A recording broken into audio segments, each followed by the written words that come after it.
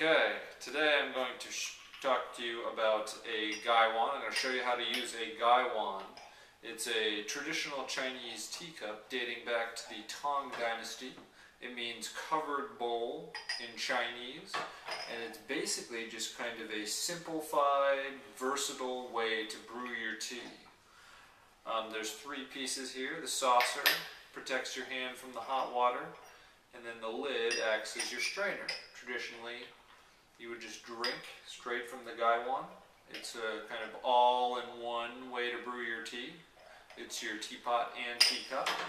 But because it's so versatile, it comes in many different forms and sizes, you can also use it in more formal situations, whether you're doing gong fu tea or just brewing tea for friends. You can use this kind of as your teapot. So the first thing I'm going to do is I'm just going to heat up the cup, very important, so that your tea doesn't get cold when you put it in. Just going to rinse some water out of there. Next, I'm going to grab my tea. The gaiwan, again, being versatile, you can put any type of tea in the gaiwan. Today I'm going to use some oolong. It's oolong. It's a Phoenix oolong from Phoenix Mountain in China. But the gaiwan is especially good for green tea or scented teas. Porcelain is a good material for the more subtler teas. You want to put in enough tea to cover the bottom of the gaiwan. If you have a rolled tea, like some oolongs or like jasmine pearls, you want to use less because the tea expands, but I'm just going to cover the bottom. I'm going to put a little more in. You definitely want a hefty serving. And the idea is that you're doing shorter but quicker seepings. So now that I've got my tea in, I'm going to see if I'm going to take a smell. It's nice, it's nutty, has little fruity notes to it. Now the first thing I'm going to do is I'm going to give my tea a quick rinse. This is important for some of the darker teas. I like to rinse black teas, oolongs, pu'ers, not necessarily for green teas or white teas. So I'm just going to pour that water right out. Take another smell, very nice. Very nice. I'm going to make sure my leaves are dislodged. I can do that by either giving it a little shake or pouring water.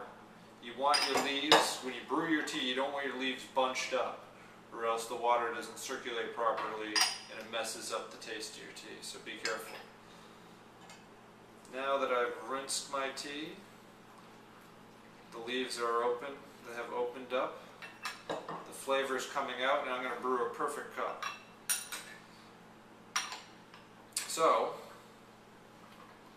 basically again, I'm holding it by the saucer. Not only does the lid act as my strainer, but it gives me something to stir the tea with. And it keeps my tea warm while it brews, or while I'm sipping it.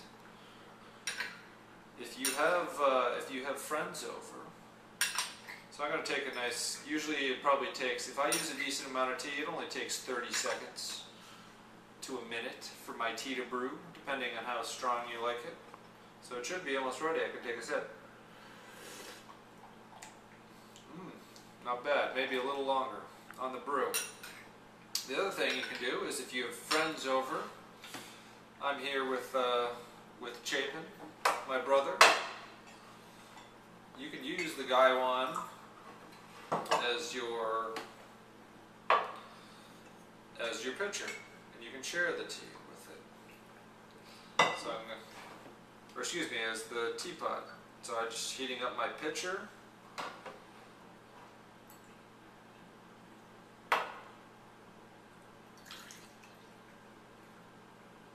Heating up my cups.